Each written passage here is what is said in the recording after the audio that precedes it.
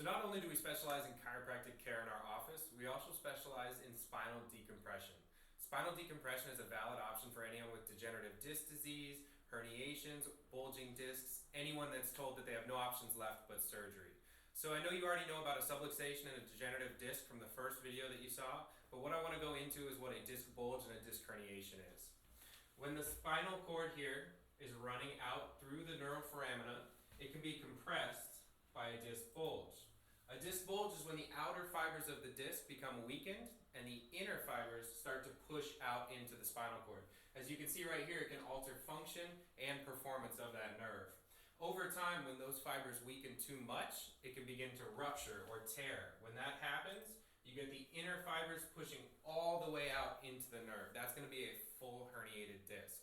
What we do in this office for that is spinal decompression.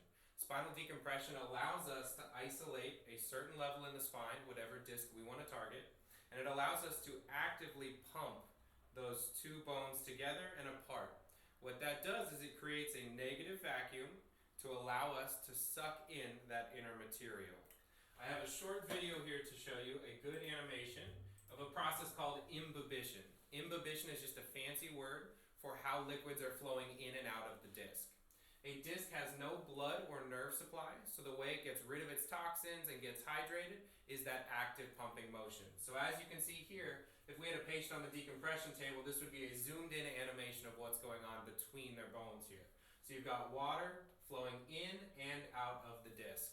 So if you do have degenerative disc disease, herniated or bulging discs, what we can do is rehydrate the disc to make it as healthy as possible and keep you functioning as well. This hydrating motion here where water moves in and out of the disc can only occur if those vertebrae can move freely.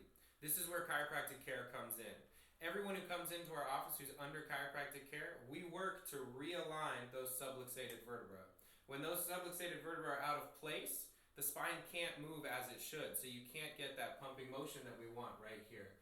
So first what you need to do is get adjusted to correct that alignment, and once that alignment's corrected, the disc is allowed to freely move and pump as it should to get the correct fluids it needs to rehydrate and be as healthy as possible. So we advise anyone who's experiencing any symptoms, peripheral neuropathy, tingling, numbness, pain, anything like that, or even just if you want improved function, to come in and get checked and see what we can do to help you out today, okay?